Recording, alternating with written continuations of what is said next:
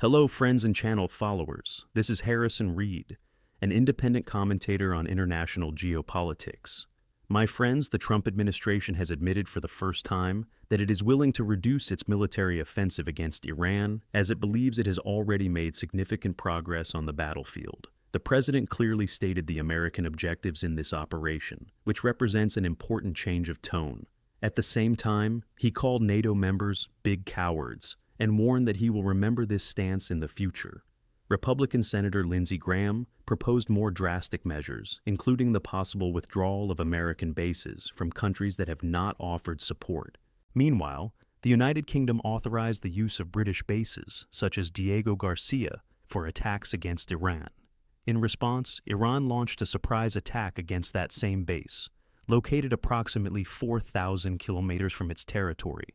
This episode exposed an Iranian military capability previously unknown to the West.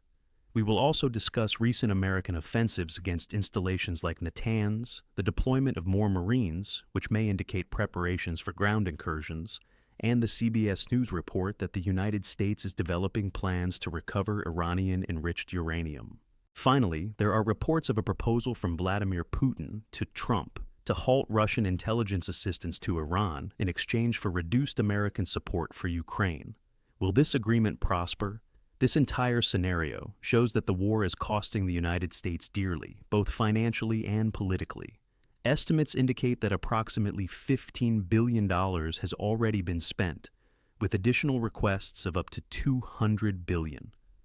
As Trump's popularity is falling, the Gulf countries are showing insecurity, and the Iranian regime, even with losses, has replaced leaders with even more hardline figures.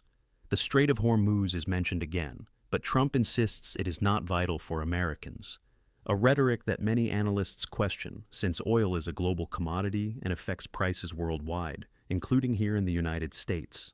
Brazil, a major oil producer, is feeling the effects in inflation and diesel prices, proving that no one is immune. The American government now admits to reducing military efforts because it is close to its objectives, but without declaring a ceasefire. Trump stated that the United States is very close to achieving our objectives, and that it can dialogue with Iran without stopping the pressure. This admission marks a decisive moment. You, who follow the channel, know that transparency of objectives is rare in conflicts. When exposed, they serve to measure success or failure. Here, Trump lists 5 main goals, which allows us to accurately assess whether they are being met. Keep watching, because in the following topics we will dissect each objective, Iran's responses, and the implications for NATO and global energy security. Continuing the analysis, the cost of the war is already visible. In addition to the $15 billion already spent, the Trump administration requested up to $200 billion in additional resources to maintain the offensive. Domestic popularity is falling, and Gulf allies are expressing deep insecurity. There has been no regime change in Iran. Ayatollah Ali Khamenei was replaced by Mojtaba Khamenei, considered even more hardline. Important figures in the regime fell, but were quickly replaced by more radical factions. Trump declared that the United States is willing to reduce military efforts, but emphasized that this is not a ceasefire. You don't have a ceasefire when you're annihilating the other side, he said. He stated that the U.S. is very close to achieving our objectives, and that they are considering ending major efforts in the Middle East against the terrorist regime of Iran. The president also suggested that Japan and China help to clear the Strait of Hormuz, reiterating that this route is not so vital for the United States. Independent analysts see this as a fallacious argument. Although the U.S. does not directly import large volumes of oil via the Hormuz route, oil is a global commodity governed by the law of supply and demand. Any disruption raises world prices, affecting American, European, and Asian consumers. In Brazil, for example, the price of diesel already reflects this tension, generating political disputes and inflationary risk in an election year. The fact is that the United States admits, for the first time, to reducing the offensive because they consider it to have made progress. However, the shift in Iranian leadership towards an even harder line suggests that the objectives of weakening the regime have not been fully achieved. Key figures have fallen, but the system has quickly recovered. Trump insists that dialogue is possible, but without halting military pressure. This stance balances force and diplomatic openness. For our American audience, it's important to understand, setting clear objectives is risky. If they aren't met, the perception of defeat grows. That's why Trump lists concrete goals: destroying the missile program, the defense industry, the Navy and Air Force, preventing nuclear capabilities, and protecting allies. In the following sections, we will examine, based on facts, how much has actually been achieved.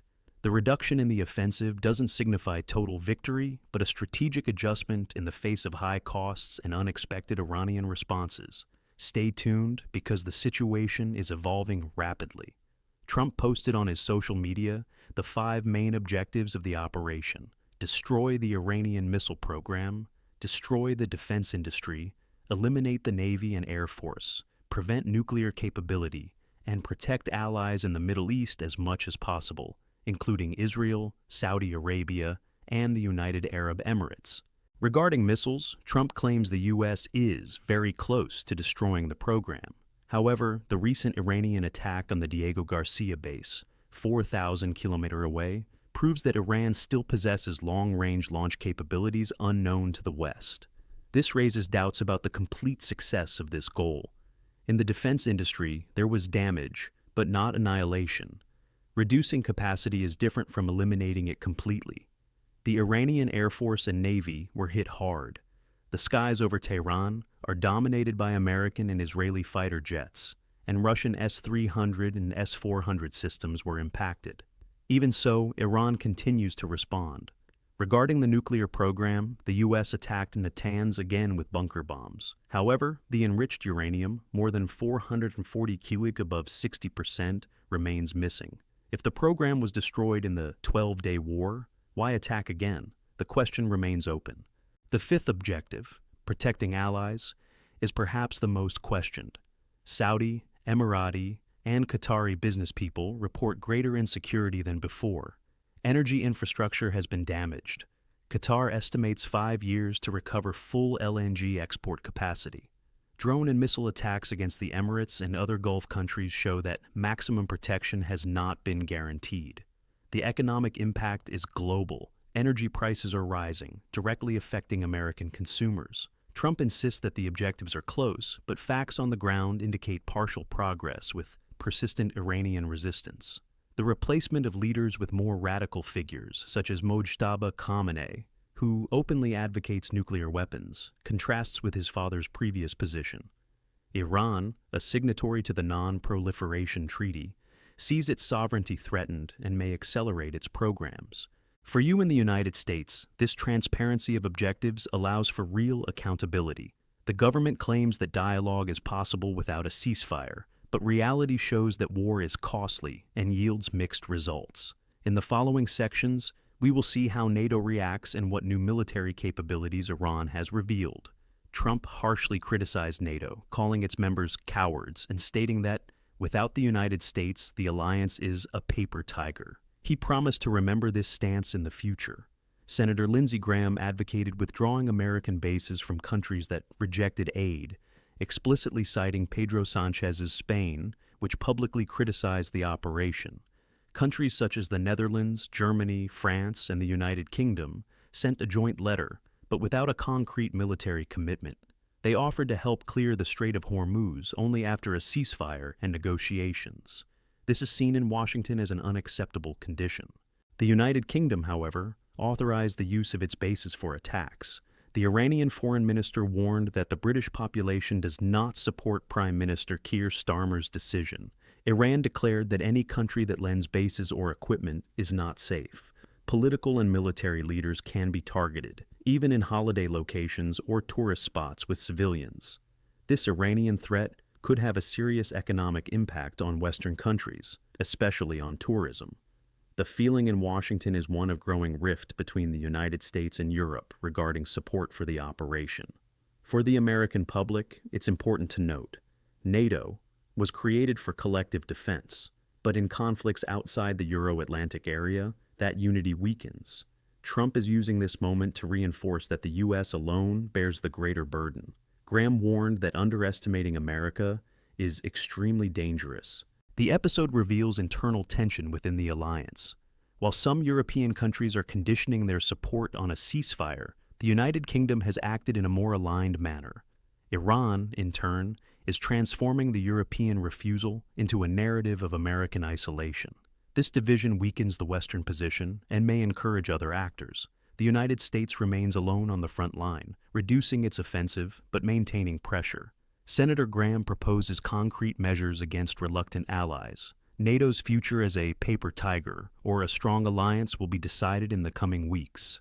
Stay tuned, because the next topic reveals the Iranian military capability that surprised the West. 500 words. Topic 5. Iran launched missiles against the American base at Diego Garcia, approximately 4,000 kilometers away. Until then, it was estimated that its maximum missile range was 2,000 kilometers. 2 missiles were launched, one intercepted, the other with a mechanical failure. Neither hit the target, but the mere fact of reaching the base exposes previously unknown technology. The Diego Garcia base serves as a logistics and resupply hub for American operations in the region. Recently embroiled in controversy over the possible return of the Chagos Islands to Mauritius, the facility remains strategic. The attack, even without complete success, was interpreted as a signal. Iran possesses secret weapons unknown to the West and is prepared to use them if attacks against its infrastructure continue. Iran has fulfilled all previous threats. When it promised asymmetrical responses, it delivered. The objective of the launch may not have been physical destruction, but to demonstrate reach and force the British and Americans to rethink their support for bases. The message was clear. No one who lends territory or equipment is safe. This capability alters Western military calculations. Missile defense systems were tested and worked, but the range surprised analysts. Iran improved its accuracy, possibly with external intelligence assistance. For the American public, the episode serves as a warning. Underestimating Iran has a cost. The Diego Garcia base, vital for projecting power, was symbolically hit. The nuclear risk has also increased. The American attack on Natanz, just 300 kilometers from Tehran, a city with 20 million inhabitants, raises the danger of a radioactive leak. Iran has shown resilience. Despite losses, its doctrine of resistance remains intact. The attack on Diego Garcia was not the end, but the beginning of a new phase of deterrence. The United States is now assessing how to respond without uncontrolled escalation. The revealed capability necessitates strategic replanning. Stay tuned, because the next topic deals with current American offensives and plans for enriched uranium. The United States has again attacked Natanz with bunker buster bombs, confirmed by Israel and the Iranian government itself. There are no reports of a nuclear leak so far, but the risk is high given the proximity to Tehran. Natanz, Fordo, and Isfahan had already been hit in the 12-day war. The new attack shows that the Iranian nuclear program is still a priority. Simultaneously, more Marines are being sent to the region. Analysts interpret this as possible preparation for a land incursion, especially into the Gulf Islands that control 90% of Iranian oil exports. Dominating these islands could force Tehran to negotiate on favorable terms. CBS News revealed that the Pentagon plans to recover the 441 kg of uranium enriched above 60% that went missing since previous attacks. This material represents a critical step toward nuclear weapons. Recovering it would be a significant strategic victory. However, a ground incursion into Iran would be far more complex than the wars in Iraq or Afghanistan. Iran possesses a highly organized political and military structure. After the elimination of leaders such as the spokesman for the Revolutionary Guard and others, Mojtaba Khamenei took over with an even more anti-American discourse and in favor of nuclear weapons for the safeguarding of sovereignty. The Iranian regime has demonstrated a capacity for rapid replacement. Each casualty is replaced by a more radical figure. The Non-Proliferation Treaty, to which Iran is a signatory, loses relevance in the face of the perception of an existential threat. For the Americans watching, the calculation is clear. Airstrikes produce limited results. A ground operation would bring far greater human and financial costs. The missing uranium remains the most dangerous variable. If it is not recovered, the Iranian nuclear program could advance rapidly. The Trump administration is balancing a reduction in offensive activity with the preparation of new options. CBS confirms that concrete plans are on the table. Iran, in turn, is replacing leaders and hardening its position. The risk of escalation remains high. In the last section, we will discuss the Russian proposal and its conclusions. According to American media, Vladimir Putin called Trump and made a direct proposal. If the United States reduces or stops aid to Ukraine, Russia will immediately stop intelligence assistance to Iran. The proposal was heard, but has so far been rejected. Iran has demonstrated increasing precision in attacks against American bases and energy infrastructure. Analysts attribute this improvement to Russian and Chinese intelligence. Putin, aware of the political and geopolitical costs that war imposes on Trump, offered this exchange. For Russia, the current scenario is advantageous.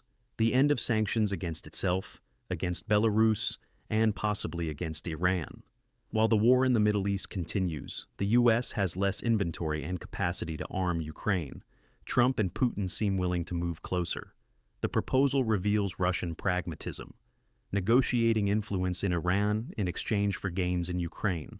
The United States has not yet accepted, but the mere fact that the conversation took place indicates a new dynamic. For you, the American audience that follows the channel, this proposal calls into question the current strategy. Has Iran demonstrated greater military and nuclear capabilities than the West estimated? The facts, missile range, regime resilience, missing uranium, suggest so. The conflict is costly, dividing NATO and raising global energy prices. Trump has toned down his offensive rhetoric, listed objectives, and is now evaluating options, including diplomatic ones via Russia. My friends, the situation is fluid. Iran has resisted, demonstrated new capabilities, and strengthened its leadership. The United States seeks strategic victory without unlimited cost. Putin's proposal could be the path to de-escalation, or merely a tactical maneuver. Thank you for watching until the end. If you want more breaking news like this, subscribe to the channel, leave a like, and turn on notifications. Comment below. Does Iran really possess greater military and nuclear capabilities than announced? I want to know your opinion. This is Harrison Reed. See you in the next video with the next direct updates from the geopolitical front. Stay safe and well informed.